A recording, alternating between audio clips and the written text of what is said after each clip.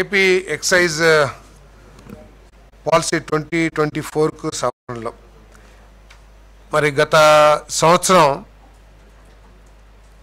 ఈ government run చేసిన షాపుల ప్లేస్లో ప్రైవేట్ షాపులన్నింటినీ కూడా నియమించడం జరిగింది.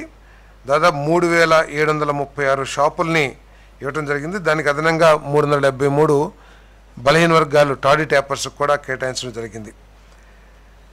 అప్పట్లో పాలసీ ప్రకారం పర్మిట్ రూమ్స్కి దాంట్లో వెసులుబాటు కల్పించలేదు.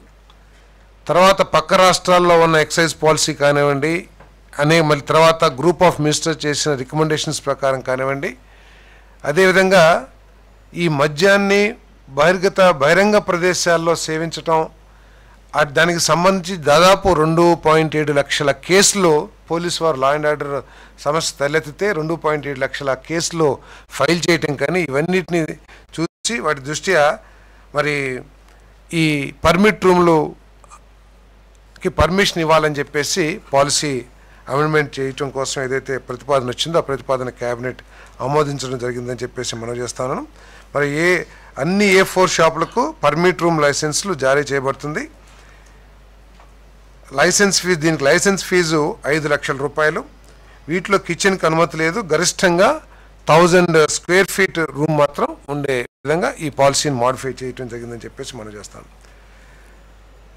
Andhra Pradesh power development company limited APPDCL chairman అభ్యర్థన మేరకు కంపెనీ క్లిష్టమైన ఆర్థిక పరిస్థితిని పరిగణలోకి తీసుకుని SBI UBI 900 కోట్ల ప్రభుత్వ హామీని అందించడానికి ఆమోదం కోరుతూ ప్రపోజల్ పెట్టడం జరిగింది. ఆ ప్రపోజల్ని క్యాబినెట్ ఆమోదం చేయడం జరిగిందని చెప్పేసి కూడా ఈ సందర్భంగా తెలియజేస్తాను.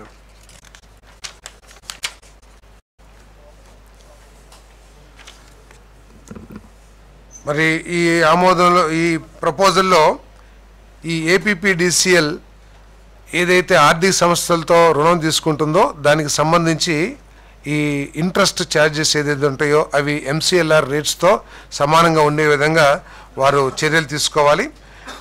రుణ వ్యవధి కాలానికి మొత్తానికి కూడా స్టేట్ గవర్నమెంట్ గ్యారంటీ ఇస్తుందని చెప్పేసి తెలియజేస్తున్నాను.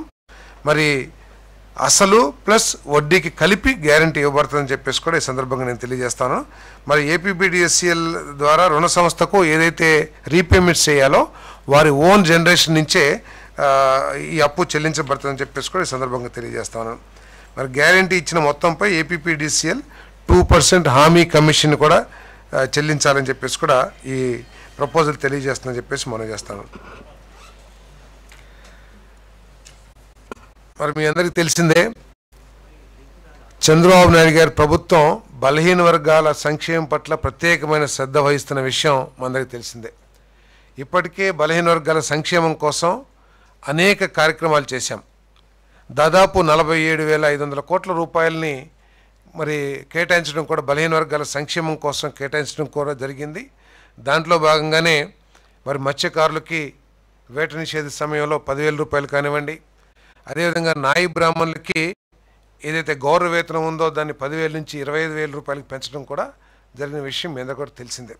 మరి ఈరోజు ప్రత్యేకంగా ఈ హెయిర్ కటింగ్ సెలూన్ల నిర్వాహకులకు అంటే ముఖ్యంగా నాయి బ్రాహ్మణ సోదరులకు మద్దతు ఇవ్వడానికి సామాజిక సమానత్వాన్ని